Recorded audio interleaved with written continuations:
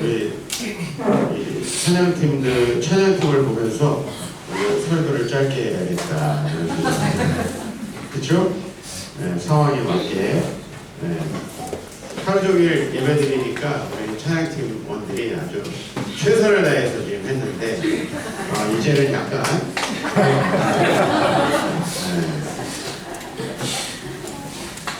너무 감사합니다. 하여튼, 네. 찬양만 나오면 밤새 다윗처럼 춤출 것 같아요. 네. 우리가 어제 그 말씀 나눈 대로 가장 이렇게 좀 기억하기 싫은 것들이 기억납니다. 그러니까 우리가 아마 아브라함에서 아브라함으로 찬양 많이 기억할 것 같아요. 그죠?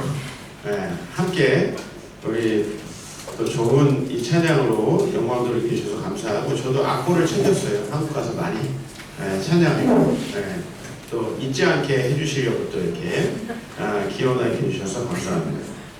우리 사무엘상 1장 10절에서 11절 말씀 함께 보도록 하겠습니다.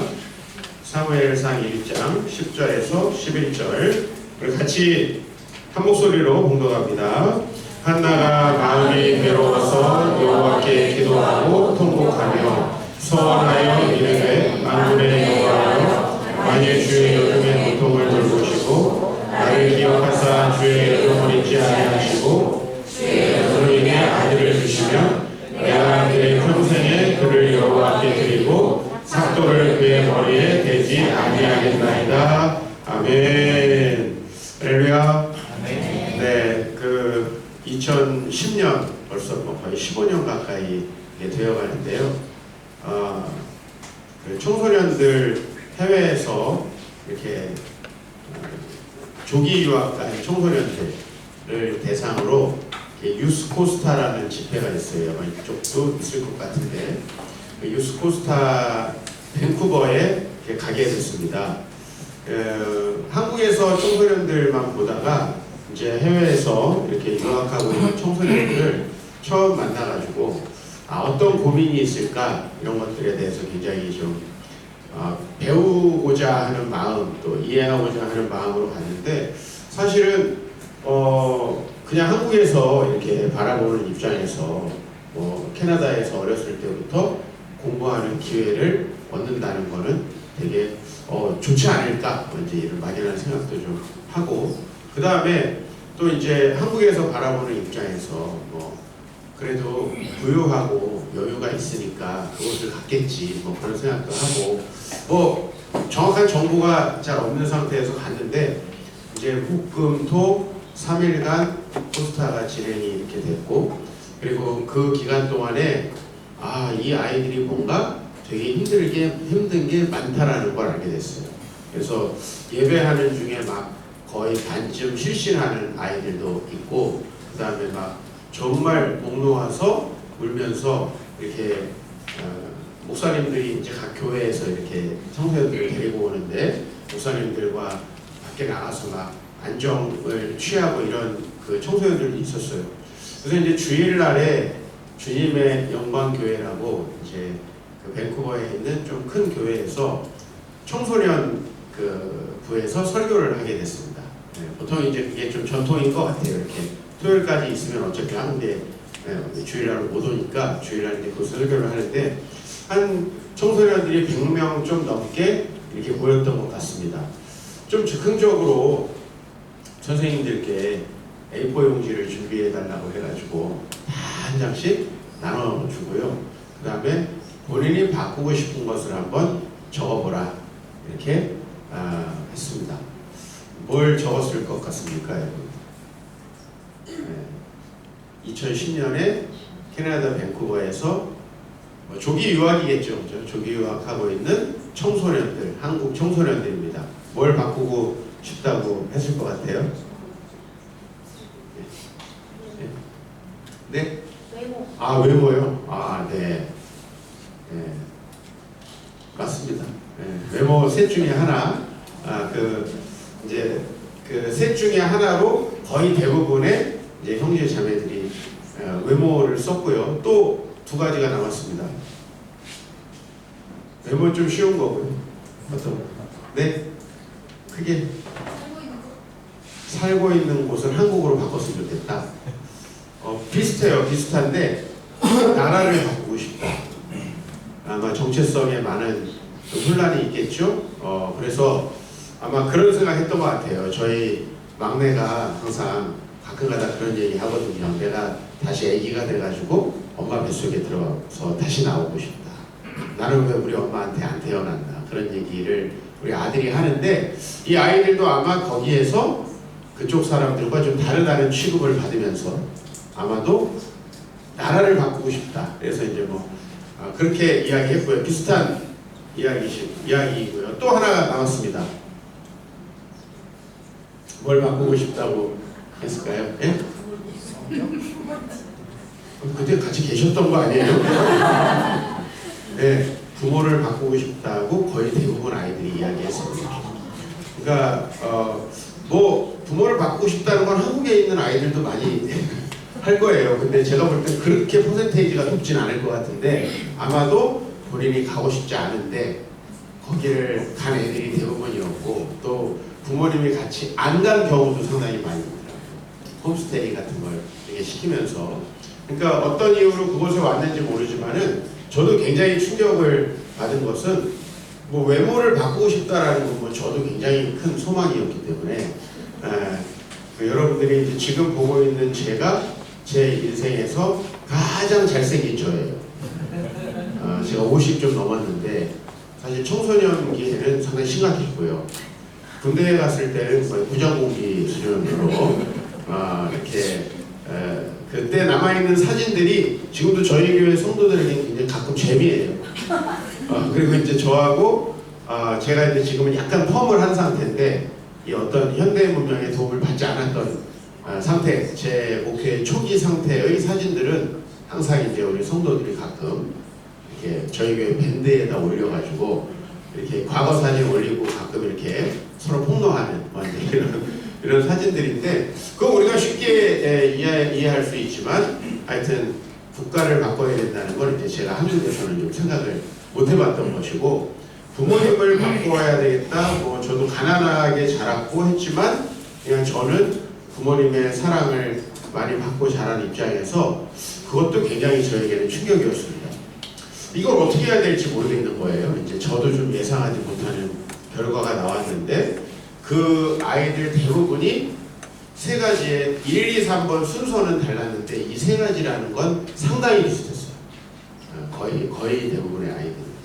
그래서 제가 그날 그냥 약간의 퍼포먼스를 좀 했습니다. 그거를 다 받아가지고 찢어버렸어요. 제가 보는 앞에서. 왜요? 못 바꾸니까. 그렇잖아요.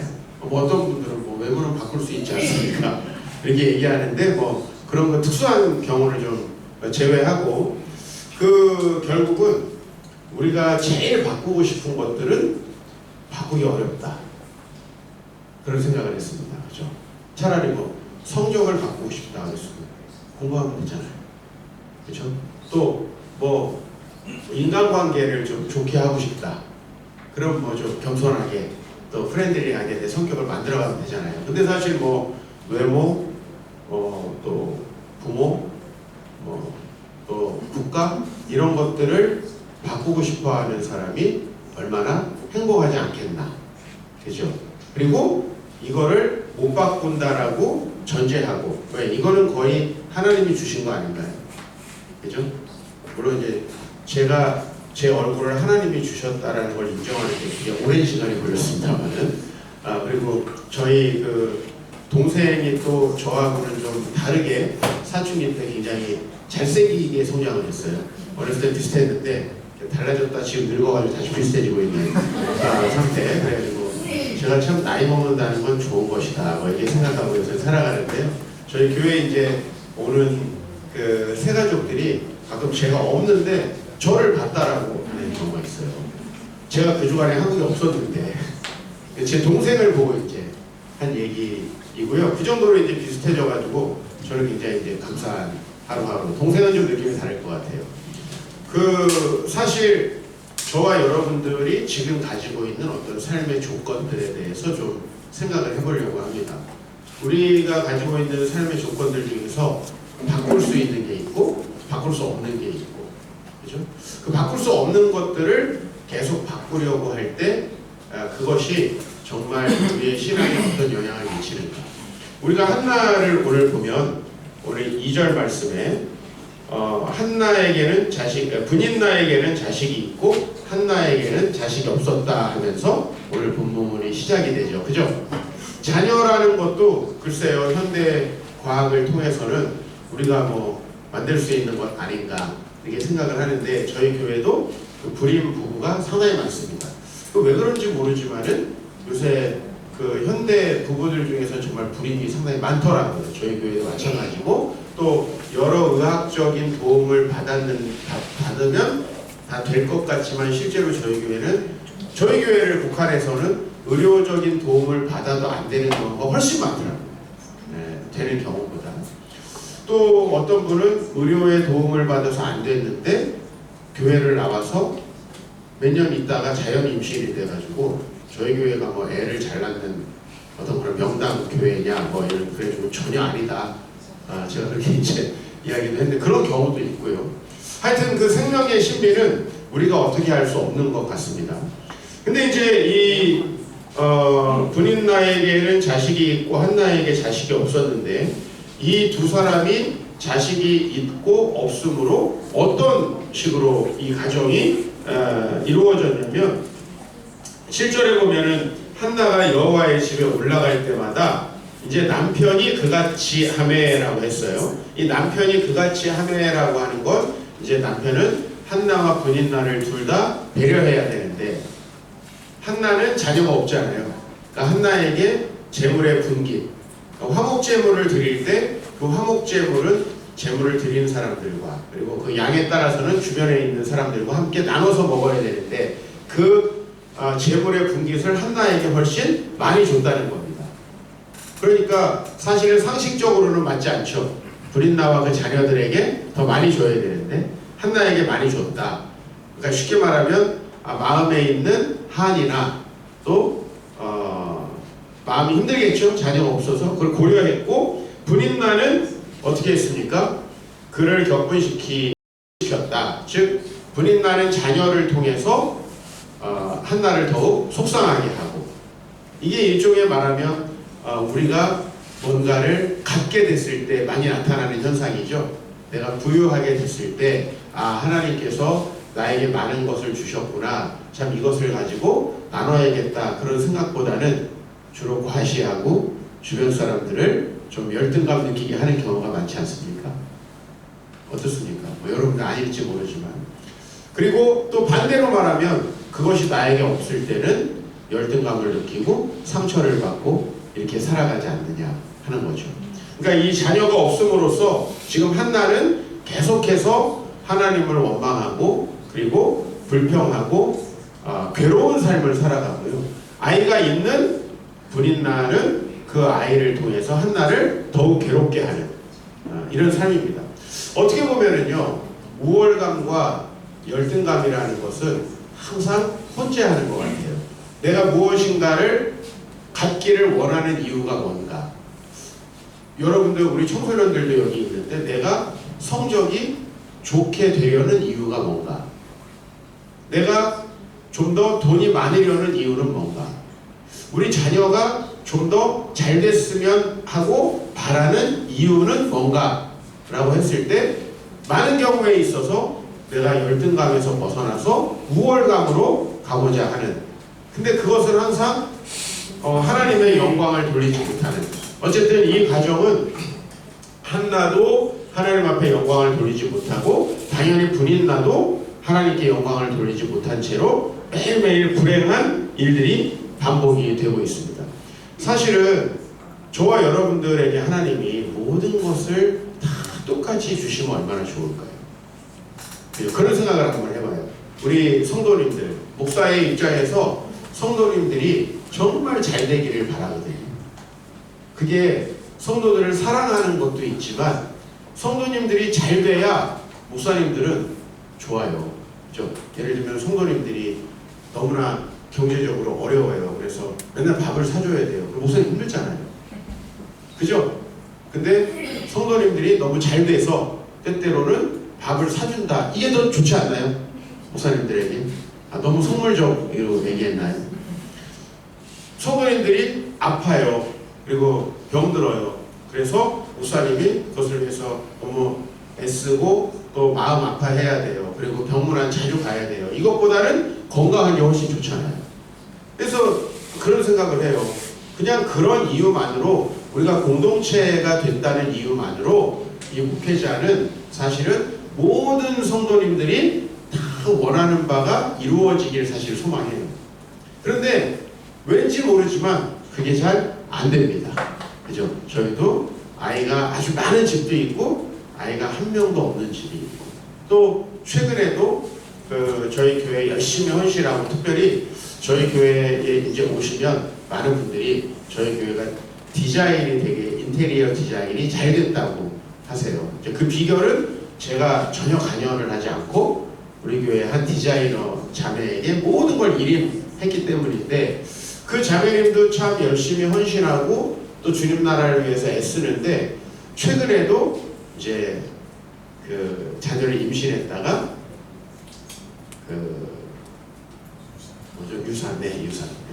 유산을 하게 됐습니다. 참 마음 아프고요. 왜 그럴까라고 하는 하나님의 뜻을 참 헤아리기가 어렵습니다. 그러니까 사실 이렇게 돼서 이제 어떤 일까지 벌어지냐면, 제가 지난 이제 19년 가까이 이제 저희 교회가 되어 가는데, 좀 교회를 떠나시는 분들은 가끔 계실 수밖에 없잖아요. 교회라는 거. 근데 뭐 멀리 이사를 가서 떠나신다든지, 또 어떤 특별한 이유가 있어서 우리가 축복해서 파송해 줄 수 있는 경우는 좋지만, 그렇지 않은 경우들도 때로 교회에 있고, 제일 제가 기억나는 그 가정은 저희 교회에서 처음부터 이렇게 만나서 또 몇 년을 다니면서 결혼을 했는데 자녀가 생기지 않는 거예요. 근데 저희는 제가 30대에 20대들과 개척을 했어요. 제가 30대 초반에 개척을 하면서 20대 청년들을 좀 함께 이렇게 개척 멤버로 개척을 하게 됐는데, 그러다 보니까 저희 교회는 이렇게 장례나 이런 것보다는 결혼하고 출산하는 일이 많았습니다. 그런데 이제 그 중에서 출산이 되지 않는 한 가정이 있었고요. 그 가정이 어느 날인가 이제 교회를 좀 떠나야 되겠다. 왜냐면 자기는 교회 와서 아이들을 보면 너무 상처가 된다는 거예요. 아이들을 보면. 그 마음도 되게 이해가 되고요. 한편으로는 그런 식으로 우리가 공동체를 잃어버린다면 어떤 공동체에 우리가 속할 수 있을까라고 하는 생각도 또 한편으로 하면서, 굉장히 그날 밤에 그 부부가 이제 교회를 떠난다고 한 그 밤에 굉장히 괴로웠던 기억이 나요. 하나님이 다 해주셨으면 좋겠어요. 똑같이 축복을 해주셨으면 좋겠어요. 그런데 안 그렇잖아요. 현실이. 그죠? 다 너무너무 다른 환경에서 우리가 살게 되잖아요. 그 이유가 무엇인가라는 걸 오늘 본문에서 좀 답을 찾아보려고 합니다. 이 사무엘상이라는 책은 이제 여러분, 아까 제가 구약 전체는 한 이스라엘 백성이 하나님에게 순종하면, 즉 하나님의 주권을 인정하면 흥하고 성하는, 그죠? 하나님의 주권을 인정하지 않으면 쇠하고 망하는 이 1000년간의 이야기다. 제가 이렇게 말씀을 드렸죠. 출애굽을 한 다음에 1000년 정도의 이야기다. 구약이. 물론 이제 그 출애굽하기 이전의 역사는 뭐 굉장히 더 길죠. 그럼 어쨌든 그 1000년의 역사인데, 이제 사무엘상은요, 이스라엘 백성들이 여호수아를 통해서 땅을 얻고 그 다음에 정말 하나님 앞에서 흥하는 시간이 지나가지고 모두가 자기 소견대로 행하는 사사기를 이제 지나죠. 이 사사기 룻기는 어떤 시대예요? 이스라엘 백성이 정말 망하는 시대입니다. 가장 영적으로 암울한 시대. 근데 여러분이 지금 사무엘상에서 하나만 앞에 펴면은 무슨 책이 있죠? 룻기가 있어요. 또 하나 앞으로 가면 사사기가 있는데, 사사기, 룻기는 둘 다 사사들이 치리하던 때의 책이니까 사실 사사기라고 묶어도 상관이 없고요. 그때 당시에 정말 이스라엘 백성들은 계속 하나님을 잊어버리고, 하나님께서 주신 사명을 잊어버리고 자기 소견대로 살아가다가 망하는 이야기입니다. 그러니까 여호수아, 사사기, 룻기. 그리고 이제 구약에서 다시 사무엘상 하는 흥하는 이야기예요. 그 흥하는 이야기의 1장에 지금 누구 이야기가 나오는 거예요? 이 임신하지 못하고 고통스러운 한나라는 여인이 나오는 거예요. 자, 한번 이렇게 생각을 해보세요. 그때 당시에 분인나 같이 자녀를 낳고 평범하게 살아가는 사람이 굉장히 많았겠죠? 그죠? 굉장히 많았겠죠? 근데 이상하게 하나님은 그 분인나의 자녀들을 쓰시지 않았어요. 그 당시에 많은 분인나들이 있었거든요, 사실. 왜요? 이 분인나는 지금 자녀를 어떤 도구로 사용하고 있죠? 자기의 마음을 풀고 또 때로는 다른 사람 앞에서 자기가 의시되는 도구로 자녀를 사용하고 있습니다. 그렇죠? 자, 이런 자녀가, 이런 부모님이 그 자녀를 하나님의 뜻을 따라 키우기 만무하죠. 분인나는 사사시대가 계속 이어지고 있음을 보여주는 거죠. 우리가 아까 전에 하나님께서 우리를 창조하셨다는 건 저와 여러분들을 하나님께서 창조하셨고 목적을 가지고 계시고 그분이 우리의 주인이다, 뭐 그런 얘기를 낮에 좀 했습니다. 그러니까 사실은 우리가 하나님을 믿는다는 건 내가 가지고 있는 모든 것은 사실은 하나님의 것이다 라는 걸 인정하는 것인데, 그 중에 대표적인 게 자녀일 것이고 또 소유일 것이고 또 우리의 여러 가지 재능들일 것입니다. 근데 우리는 그걸 가지고 대체로 그것을 간절히 바랍니다. 좋은 재능을 받기를 바라고 더 풍성하게 우리가 받아서 누리기를 바라고 자녀들이 잘 되기를 바랍니다. 근데 왜라고 하는 거죠. 많은 사람들이 분인나처럼 그것을 통해서 자기를 과시하고, 좀 반대로 말하면 다른 사람들에게 열등감을 느끼지 않고 살아가기 위해서 그걸 바란다는 거죠. 하나님은 그런 뜻으로 우리에게 그걸 주셨을까요? 우리에게 물질을 주실 때, 야, 너도 뇌제차한테 뽑아가지고 좀 의시되고 살아라, 그런 마음으로 하나님 우리에게 주실까요? 우리가 어떤 재능을 주실 때, 야, 너의 그 재능을 뽐내서 다른 사람보다 좀 우월감을 가지고 살아라, 그렇게 하려고 우리에게 재능을 주시진 않겠죠? 그런데 오늘 분인나는 그렇게 살고 있고요. 한나는 그게 없음을 한탄하고 있는데, 이것은 반대로 말하면 뭘 의미하냐면 한나도 자녀가 주어졌다면 비슷했을 것이라는 걸 의미합니다. 비슷했을 것이라는 거. 그래서 한나는 계속해서 자녀를 달라고 하는데 하나님은 한나에게 자녀를 주시지 않습니다. 그죠? 그리고 어느 날 이제 한나가 기도를 하게 되는데, 이 기도가 굉장히 특별하고 독특하고, 저는 오늘 여러분 이 기도가 여러분의 마음에 좀 깊이 남기를 바라고, 여러분들이 주님 가르쳐 주신 기도와 함께 이 기도가 왜 이 의미심장하게 이스라엘 백성의 역사가 다시 상승곡선을 그리는 시작점에 있는가. 그죠? 사무엘상, 사무엘하는 이스라엘이 전성기를 구가하는 시대를 보여주거든요. 왜 이것이 중요한 기도인가 한번 살펴보는 거예요. 10절에 보면은 한나가 그날 또 실로라는 곳에 성소에 가서 마음이 괴로워서 여호와께 기도하고 통곡합니다. 그러면은 그동안에 한나가 이런 기도를 했을까요? 안 했을까요? 했겠죠? 그죠? 한나가 기도하고 통곡하고 자녀를 달라라고 기도했겠죠? 그죠? 근데 그 기도가 끝난 다음에 한나는 사실은 늘 하나님이 안 주셨고, 그래서 속상하고 원통한 마음으로 또 찾아와서 기도를 했어요. 근데 오늘 이 기도가 좀 특별한 거는요, 18절에 보면은 이 기도가 끝난 다음에 그날부터 어떤 일이 벌어지냐면요, 가서 먹고 얼굴에 다시는 근심의 빛이 없었다라고 이렇게 기록이 되어 있어요. 무슨 얘기죠? 그날 기도는 달랐다는 걸 이야기합니다. 이날 이후로는 통곡하고 하나님 앞에 자녀를 달라고 기도하지 않았다는 것을 의미해요.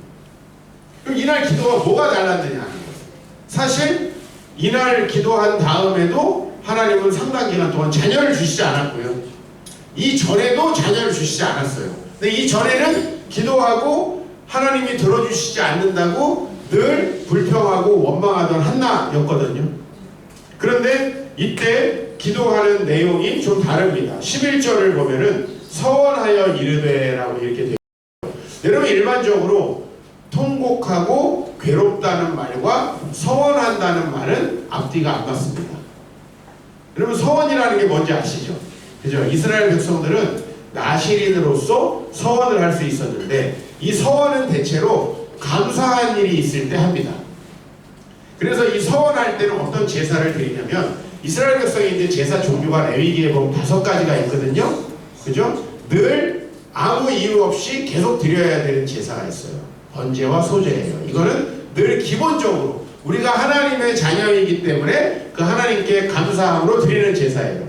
그런데 세 번째가 화목제, 네 번째가 속죄제, 다섯 번째가 속건제예요. 속죄제, 속건제는 뭔가 내가 죄가 있을 때 혹은 내가 성전 기물에 대해서나 하나님에 대해서 뭔가 잘못했을 때 하는 제사예요. 그러니까 번제와 소제는 항상 일상적으로 드리는 제사, 끝에 2개는 잘못했을 때 드리는 제사. 그렇다면 가운데 하나가 남는데 이 제사가 이름이 제일 좋아 보이죠? 화목제예요. 화목제. 이거는 하나님과 우리 사이가 화목하다라는 얘기인데 예를 들면은 집이 완성됐어요. 그럼 하나님께 감사하겠죠? 그죠? 낙성식을 하겠죠? 그런 거 할 때 드리는 제사예요. 예? 뭔가 솔로몬이 성전을 드릴 때도 화목제의 제사를 같이 드리게 돼 있어요. 그러니까 이 화목제는 또 서원할 때나 감사할 때 드리는 제사예요. 이건 하나님 앞에 감사한 일이 있고 그래서 감사에 대해서 내가 응할 때.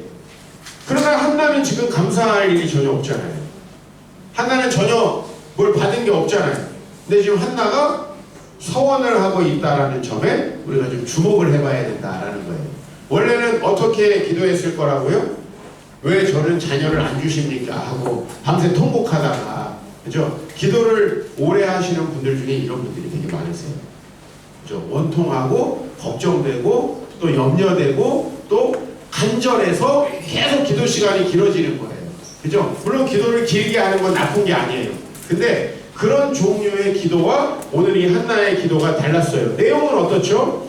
만군의 여호와여 만일 주의 여종의 고통을 돌보시고 나를 기억하사 주의 여종을 잊지 아니하시고 주의 여종에게 아들을 주시면 내가 평생에 그를 여호와께 드리고 삭도를 그의 머리에 대지 아니하겠나이다 라는 거예요. 뭐 어떤 분들은 아유 자식이 없으니까 어떻게라도 하나 얻어보려고 하나님께 드리겠다고 하지 않는다. 물질이 급한 분들이 보통 하나님 주시면 제가 진짜 하나님을 위해 쓰겠습니다 라고 그냥 페이크 쓰는 경우도 있잖아요.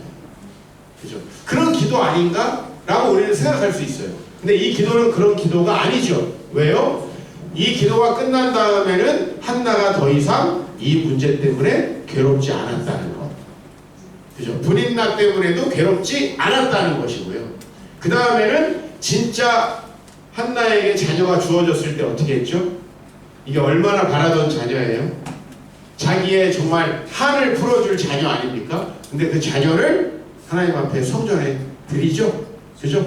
자, 오늘 이 기도가 왜 굉장히 의미심장하냐면 사실 우리의 기도는 매일매일 어떤 내가 단순히 생각해보면 기도 제목을 적어놓고 그거에 대해서 하나님 앞에 이야기하는 것으로 생각하기 쉬워요. 그죠? 근데 이게 진짜 가장 단순한 형태의 기도예요. 그러나 사실상 기도는 하나님의 뜻과 나의 뜻을 맞춰가는 작업입니다. 여러분 우리가 하나님 앞에서 우리가 배운 기도, 주님께서 가르쳐 주신 기도는 뭐냐면 하나님 나라가 임하시기를 기도하고 그 다음에 하나님의 뜻이 하늘에서 이룬 것 같이 땅에서도 이루어지는 것을 기도합니다. 즉 우리의 기도는 매일 내가 바라는 걸 하나님 앞에 올려드리는 기도가 아닙니다. 마태복음 6장에 보면은 너희는 이방인들과 같이 중언부언하지 말라. 그 사람들은 말을 많이 해야만 들어줄 거라고 생각한다 라고 얘기해요. 그러면서 무슨 얘기를 하냐면 너희 하늘에 계신 아버지께서는 너희에게 무엇이 필요한지를 다 이미 아신다 라는 거죠. 그죠? 그러니까 다 아는데 내가 이런 게 필요합니다라고 계속 얘기하는 건 이게 불일치를 이야기하는 거죠. 불일치. 오늘 이 기도는 어떤 기도냐면은 드디어 이제 한나가 자녀를 주고 주시지 않는 것을 하나님의 주권으로 올려드리는 기도예요. 네?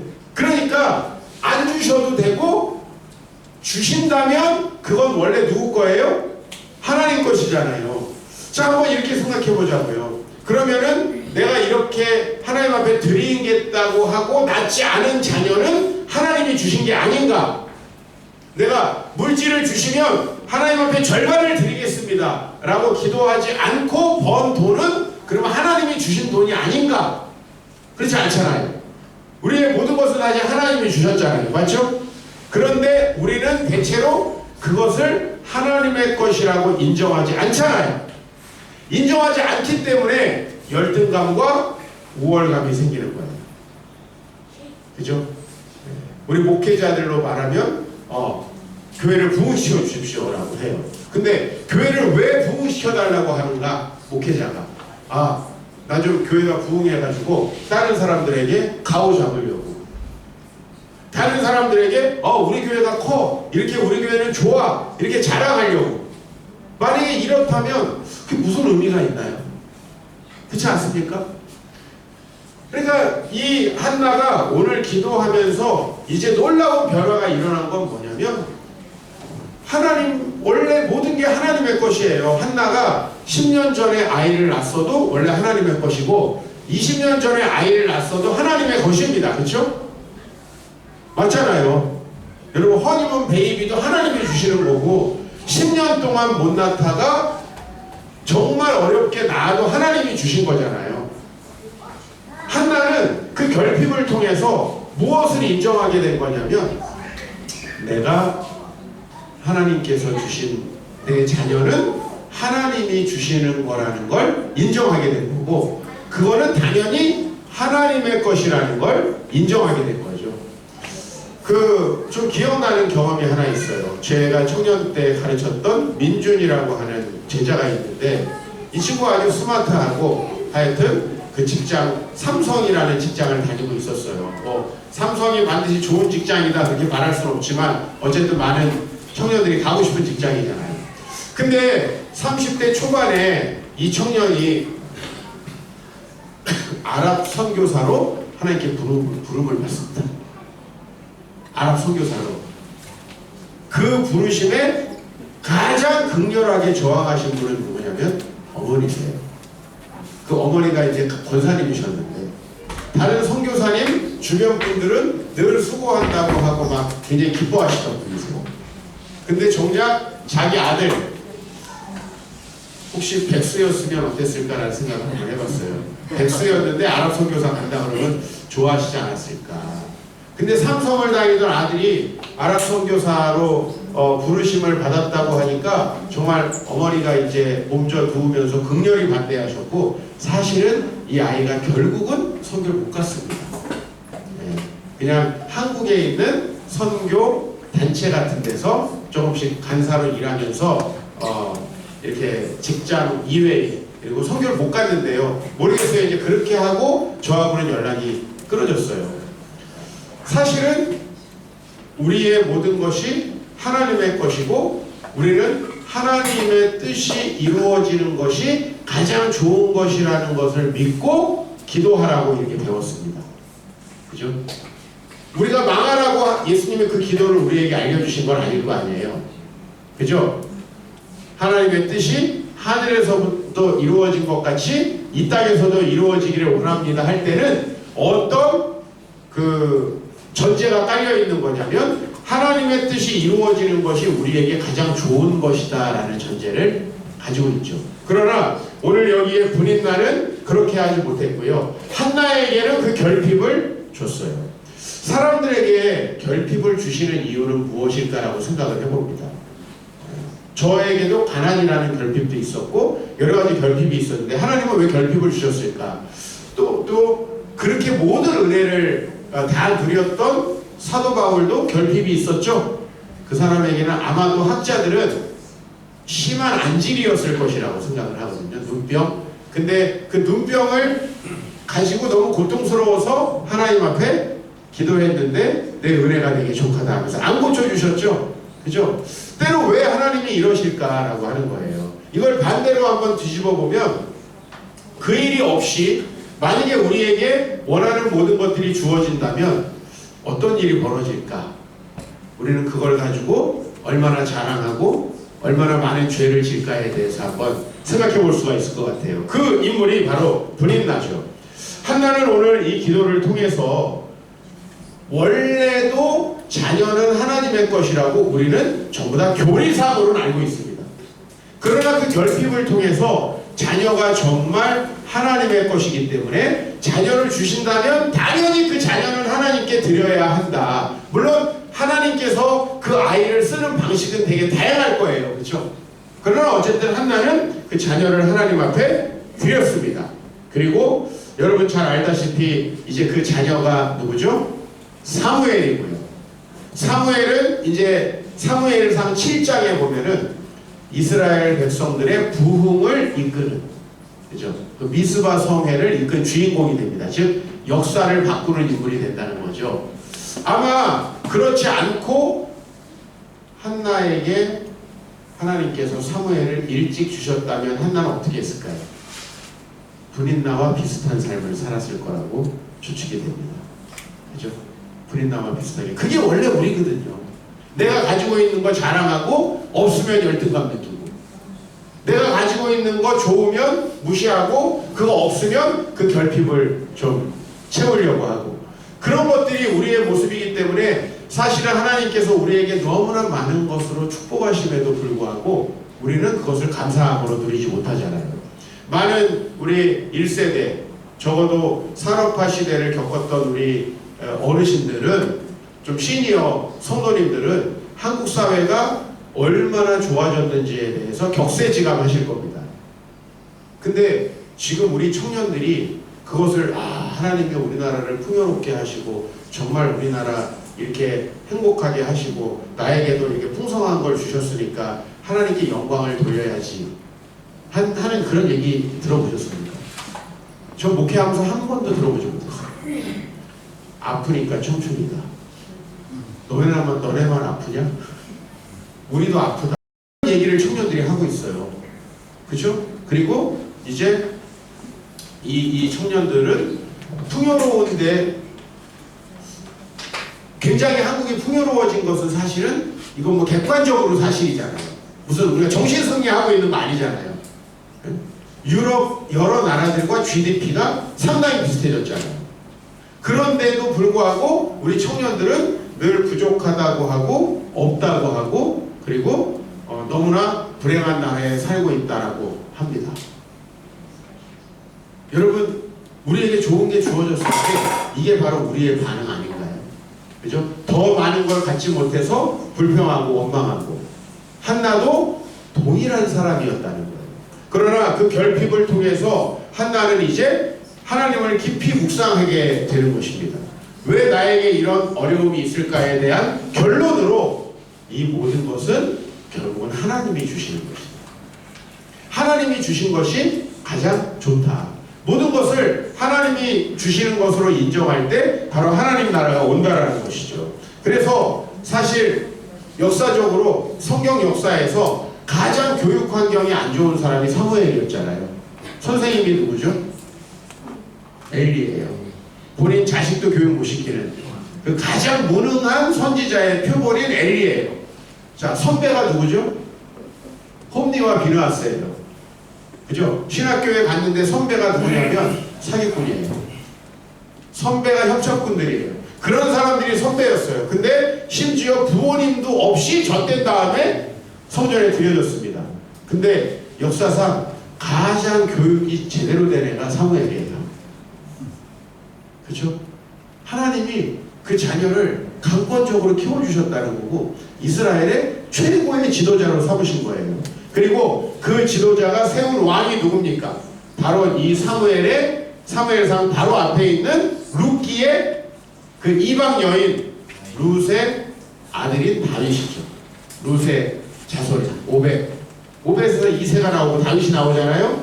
그러니까 이 사무엘상에 왜 한나가 나오냐면 어떻게 해서 역사가 바뀌고 어떻게 해서 한 집안이 바뀌고 어떻게 해서 한 나라가 바뀌는지를 보여주는 거예요. 그것은 어떤 한 사람이 자기가 하나님께 받은 것을 하나님의 것이라고 인정하고 드렸을 때 그 역사가 일어난다는 거예요. 우리는 무슨 대단한 인물, 큰 돈이 있어야 역사가 바뀔 거라고 생각을 합니다. 그러나 한국 사회가 엄청 풍요로워졌지만 한국 사회를 지탱할 만한 정말 영적 지도자가 나올 거라는 생각이 잘 들지 않습니다. 사실 청년들을 보면 가장 많은 정신적인 고통들을 겪고 있습니다. 지금 우리가 나아가야 될 방향이 뭔가라고 했을 때요, 우선 여러분 하나님이 주신 것들을 받아들이고 여러분에게 주어진 모든 것들이 하나님의 것이라는 걸 인정해야 됩니다. 한나가 이렇게 고백을 합니다. 2장 6절과 7절 한번 같이 읽어보겠습니다. 2장 6절 7절 시작. 여호와는 죽이기도 하시고 살리기도 하시고 수월에 내리기도 하시고 거기에서 올리기도 하시는도다. 여호와는 가난하게도 하시고 부하게도 하시며 낮추게도 하시고 높이게도 하시는구나. 여러분 우리가 스스로 높아지고 우리가 스스로 잘 될 수 있는 게 아니에요. 우리 인생의 주권은 하나님께 있는 거예요. 사실 이거는 모든 그리스도인들이 너무나 쉽게 고백할 수 있는 거예요. 그러나 사실 우리는 우리가 뭔가를 소유하게 되면 그거를 자기의 것으로 여기기 쉽고, 없으면 기도하는데 왜 기도합니까? 내 열등감 혹은 내 간절한 바람이 이루어지지 않는 속상함을 채우려고. 그게 막상 채워지면 이제 하나님을 잊어버리고 또 떠나는 이런 일들이 계속 반복이 되는 거예요. 우리가 역사의 한 페이지가 되고 싶습니다. 여러분들의 삶 속에서 여러분들이 한 가정의 1세대 그리스도인들일 수도 있죠. 그죠? 또 믿지 않는 배우자와 만나서 신앙적으로 참 쉽지 않은 삶을 살아가고 계실 수도 있습니다. 게다가 또 이민을 와서 살아가다 보니 여러 가지로 여러분들이 믿음을 지키기에 어려운 부분들도 있을 겁니다. 그건 아마 제가 다 추측하기가 어려울 것 같아요. 그러나 한 가지 확실히 말씀드릴 수 있는 건 뭐냐면, 여러분들에게 이미 주어진 것들, 앞으로 여러분에게 주실 것들을 하나님의 것으로 인정한다는 겁니다. 제가 대학을 들어가서 하나님의 부르심을 거부했던 걸 가장 큰 죄로 여기고 너무 죄송스럽게 생각하는 건, 제가 한 3수 정도를 했다고 한번 가정을 해봐요. 그러면 하나님 부처만 주시면은 주의를 하겠습니다 하고 매달렸을 거예요.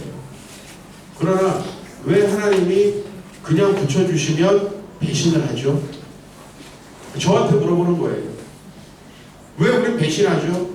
왜 내가 잘 되면 하나님의 것으로 인정하지 않고 안 되면 하나님은 뭐 하시냐고 원망하죠? 또 잘 되게 해주시면 어차피 그거 가지고 딴짓할 거 아니에요. 그게 우리의 속성이라면 한나같이 결핍한 가운데서 우리가 어떤 기도를 해야 될까라는 거예요. 그죠? 내가 할 수 있는 게 전혀 없잖아요. 저는 사실 2021년 1월에 제 동생에게 신장 이식을 해줬습니다. 제 동생은 20대까지 정말 하나님께 방황하고 방탕한 삶을 살았어요. 그리고 이제 하나님께서 의대를 붙여주시면 의료 선교를 하겠다고 했는데 의대 들어간 다음에 또 방탕한 삶을 이어왔어요. 근데 어느 날 이제 이 내과를 하면서 학생들 둘이서 서로 피를 뽑아가지고 피 검사를 하는 실습을 하는 날이었는데요. 그날 이 신장이 망가지는 질병이 진행되고 있다는 진단을 받게 됩니다. 둘이서 서로의 피를 빼가지고 진단하는 과정에서, 그래서 교수님께 이제 진료를 받게 됐고, 자가 면역 질환이 있다. 자기 몸이 자기를 공격하는 그 심각한 질병에 걸려 있다는 걸 알게 됐습니다. 그제서야 정말 하나님 앞에 나오게 됐다고. 그리고 그 병이 진행돼가지고 그 병의 가장 큰 희생자는 제가 됐어요. 저는 이쪽 하나가 없습니다. 동생이 2020년에 연초에 연락을 했어요. 코로나가 그 해에 있을지 몰랐는데, 형, 올해 말에 수술해야 될지도 몰라. 당연히 자기 거라고 생각하는 것 같아요. 뭐 내가 야 여동생 거 써라, 뭐 엄마 거 빼가라, 뭐 그럴 수 없잖아요. 그래가지고 저도 당연히 받아들이고 뭐 제가 건강해서 줄 수 있으면 되게 감사하고, 신장 이식을 하는 그 환자들 중에 한 1% 안에 들 정도로 좋은 컨디션으로 살고 있어요. 왜냐면 이제 신장 이식을 하는 것이 신장이 망가져서 신체의 다른 부분까지 영향을 미치기 전에 해야 되고요. 그 다음에 이제 살아있는 걸 바로 접어다가 해야 되고, 그 다음에 블러드 타입이 가장 맞을수록 부작용이 적습니다. 근데 그 적합한 사람이 하나 있는 거죠. 저는 제 동생이 조금 더 하나님을 빨리 인정했으면 얼마나 좋았을까. 신장을 주고 싶지 않다 이런 얘기는 아닙니다.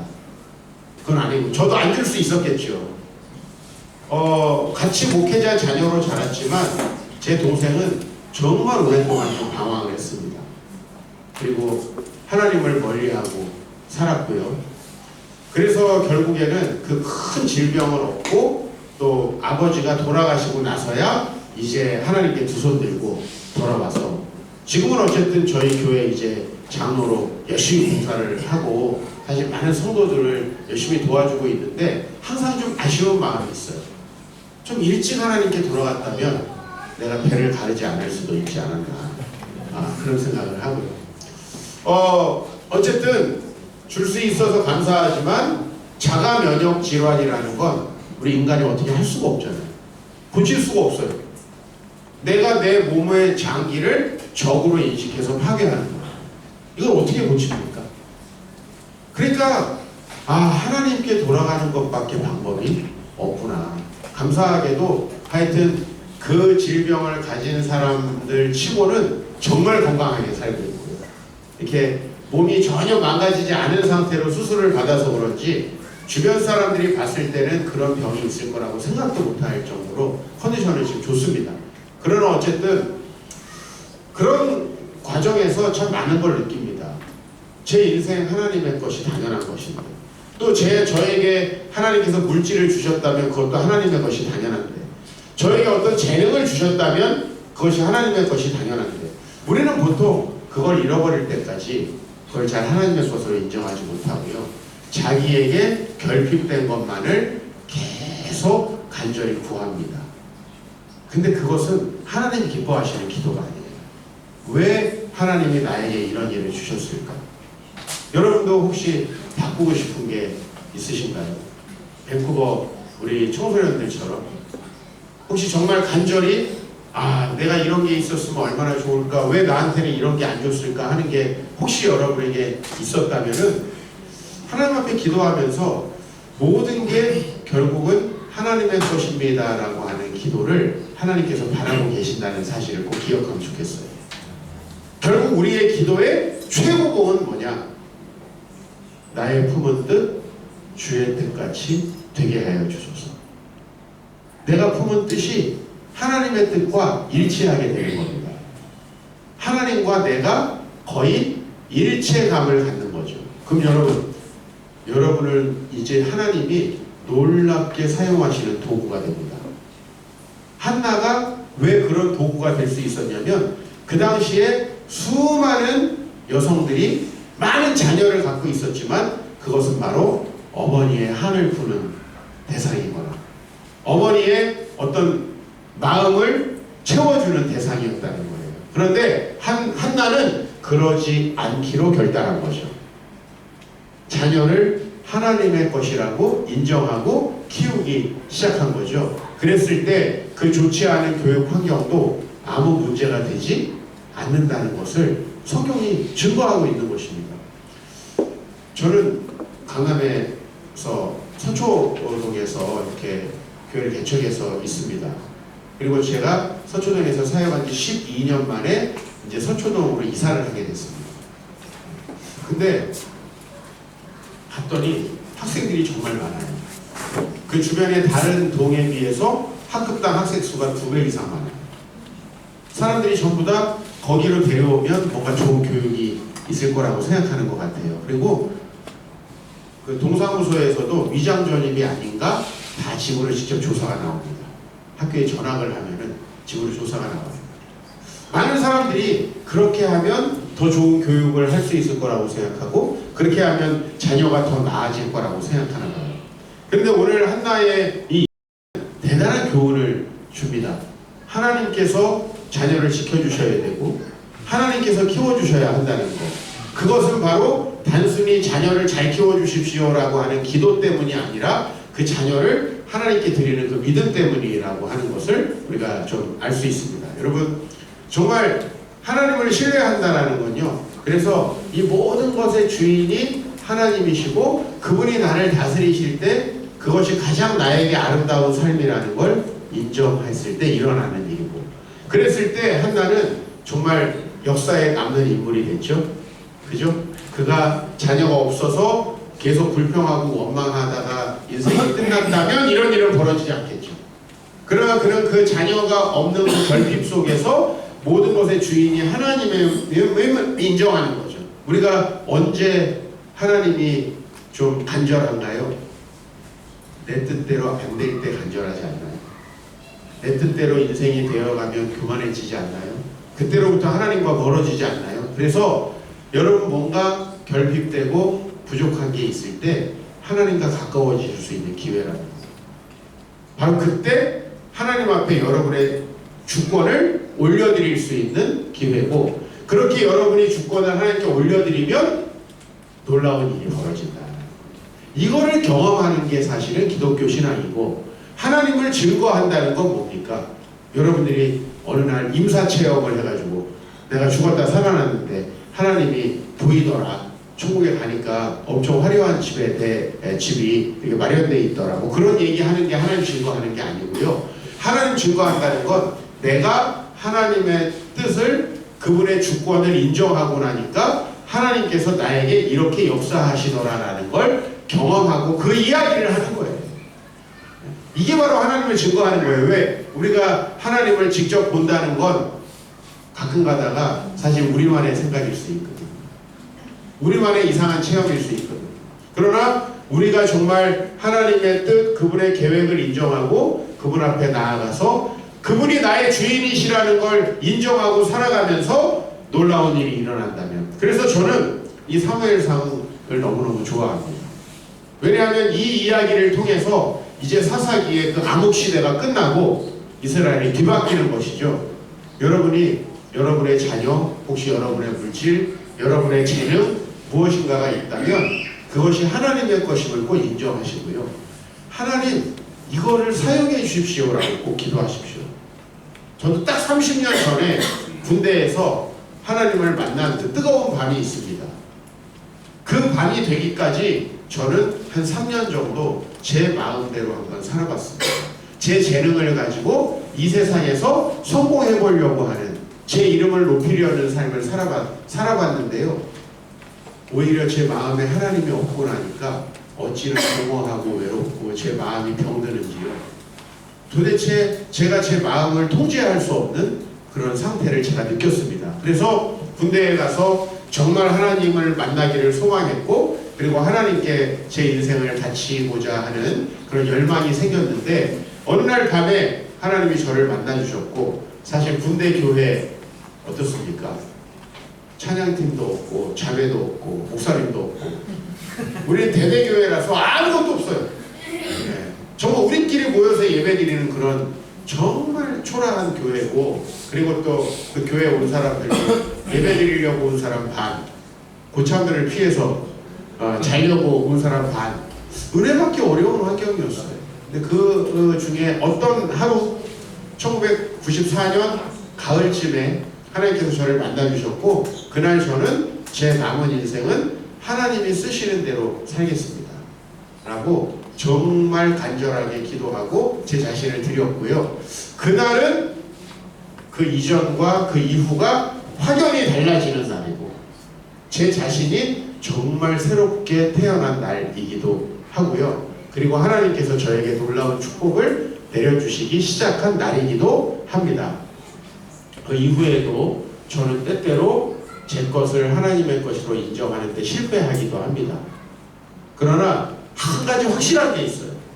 결핍되고 힘들 때마다 우리가 주님의 것임을 다시 한번 되새기고 인정하고 그럴 때마다 놀라운 일들이 일어난다. 여러분의 삶에 여러 가지 결핍들이 있기 때문에 함께 기도하시고요. 그리고 그 결핍 중에 한나와 같은 기도에 도달할 수 있길 바랍니다. 그리고 그분이 여러분이 정말 그분을 온전히 신뢰하고 여러분의 것들을 그분의 것으로 인정하게 되면 어떤 일이 일어나는지에 대해서 경험을 하게 될 것이고 그 다음에는 여러분들이 기승전 무조건 하나님 나라를 얘기하게 될 거예요. 왜? 내가 경험한 최고의 것일 거기 때문에. 그런 놀라운 은혜가 있기를 축복합니다. 하나님 아버지 감사합니다. 오늘 밤에도 은혜 주시니 감사합니다. 저는 부족하지만 한 사람 한 사람에게 성령님께서 말씀하여 주셨을 줄 믿습니다. 하나님, 우리가 받은 것이 참 많습니다. 그러나 우리는 그것을 다 내 것으로 여기고 또 다른 것을 달라고 기도하고 있습니다. 이방인들처럼 많은 것을 달라고 오랫동안 기도해야 주실 것으로 생각하고 혹시 주님을 바라고 있지 않습니까? 우리의 기도가 하나님의 주권을 인정하는 기도, 하나님께서 정말 우리 모든 것의 주인이심을 인정하고 내 마음에 품은 뜻이 하나님께서 가지고 계신 뜻과 일치하게 되는 그 놀라운 기도의 경지로 들어가서 우리도 정말 우리 가정의 새로운 역사의 한 페이지의 시작점이 되게 하시고 또 교회의 새로운 시작점에 또 내가 속한 공동체의 새로운 시작점에 또 감사하게 주님께서 허락하신다면 대한민국의 새로운 시작점에 또 이 프랑스의 정말 새로운 영적 부흥의 시작점에 저희를 사용하여 주시옵소서. 예수님의 이름으로 기도하옵나이다. 아멘.